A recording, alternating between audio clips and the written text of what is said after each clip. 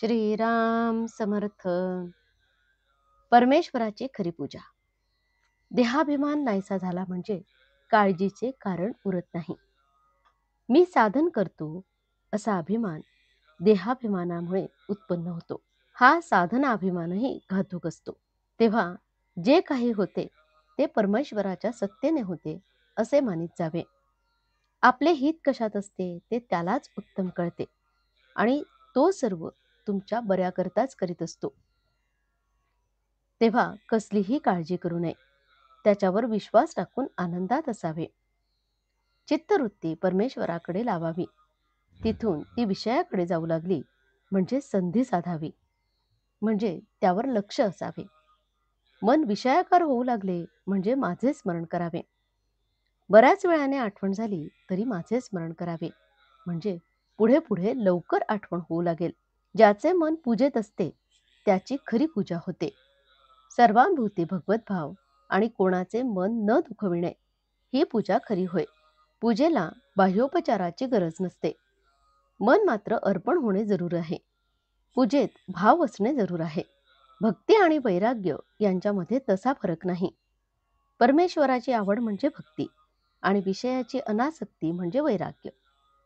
रामराय वनवासात जायला निघाले तेव्हा त्यांनी सीतामाईला बरोबर न येण्याविषयी सांगितले.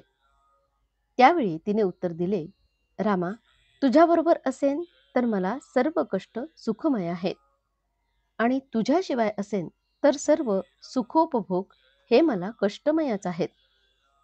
सीता ही रामाची मोठी भक्त होती आणि म्हणून तिची अशी अवस्था होती. तिला परिस्थितीची जाणीव नव्हती. पण आपली गोष्ट अशी नाही. आपण एकीकडे परिस्थितीवर अवलंबून आहोत आणि दुसरीकडे आपल्याला भगवंत पाहिजे, म्हणून आपण मध्यम मार्ग धरावा. तो हा की आपण म्हणावे, रामा, माझी परिस्थिती तुझ्या इच्छेवर अवलंबून आहे. असे आपण मनपूर्वक म्हटले की परिस्थिती बदलली तरी आपला आनंद टिकेल. माझ्या देवाला हे आवडेल का, अशा भावनेने जगात वागणे हाच सगुणोपासनेचा हेतू आहे. जसजशी आपण सगुणाची उपाधी वाढवतो तसतशी आपली इतर उपाधी कमी कमी होत जाते. सगुणाच्या उपासनेला आज आपण कल्पनेने प्रारंभ करू. मागून निश्चयात्मकता आपोआप येईल. चैतन्य सर्व ठिकाणी भरलेले आहे. ते कुठेही प्रगट होऊ शकेल. त्याला प्रगट करणे हे आपल्या भावनेवर अवलंबून आहे. ज्याची भावना खरी शुद्ध म्हणजे निसंशय असते त्याला दगडाची मूर्ती देखील देव बनते. भावना मात्र 100 नंबरी पाहिजे. त्यामध्ये भेसळ उपयोगाची नाही. आजचे बोधवचन.